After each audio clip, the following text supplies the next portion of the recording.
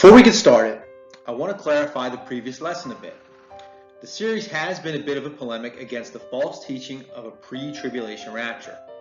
The problem with very strong attacks against one incorrect position is that it sometimes leads people to believe that you are advocating for a complete opposite one rather than a more moderate, correct one. In the last lesson, I emphasized the fact that Jesus' warnings in Matthew 24 and 25 about his return are not about imminence, but about attentiveness. I demonstrated that he does not come like a thief in the night before the tribulation, but clearly it is at the last day, at his parousia, when he permanently claims his throne, saves his church, and deposes and destroys all that oppose him. Depending on which side you stand, for or against Christ, it will truly be the great and or terrible day of the Lord. Now, despite the fact that Judgment Day will not come until the end of time, I do not want to accidentally lead people into a false sense of security because all the signs of the end have not yet been revealed. It really doesn't matter when the Judgment Day will come, because you have no idea when your Judgment Day will come. Normal people have no idea how tenuous life is. Now, as a police officer, I see people cut off in an instant in the middle of their prime far more often than you could possibly ever imagine.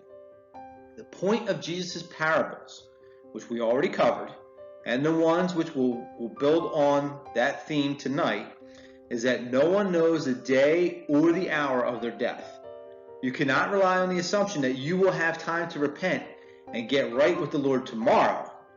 You must live with the attitude that it is never too late today, but it could very well be too late tomorrow.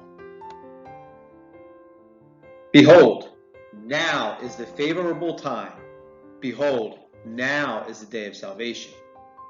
I cannot promise you tomorrow, but I can promise you eternity if you claim it today. Even if we live to see the signs, we still cannot know the day or the hour. My dog died this year. She had been sick for at least a year with multiple age-related ailments. So yes, I could read the signs. I knew the end was near, but I still wasn't ready for her last day. I was able to simultaneously know it was coming, yet also remain completely unprepared. This is what Jesus is talking about. There is no inkling in his word of some secret departure of the church. What we have here is a series of warnings for us not to become so preoccupied with the concerns of this life that we forget about the next one. These are all admonitions that we are to work diligently advancing God's kingdom so that we will be found acceptable when Christ brings it with all power and glory on the last day. Any one of us can be snuffed out tonight in our sleep, or even more likely on the ride home.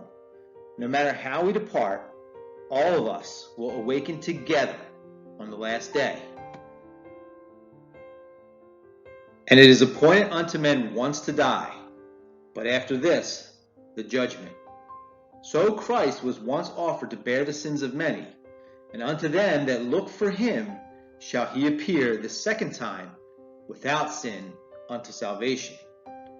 Do not be amazed at this, for the hour is coming when all who are in their graves will hear his voice and come out, those who have done good to the resurrection of life, and those who have done evil to the resurrection of judgment.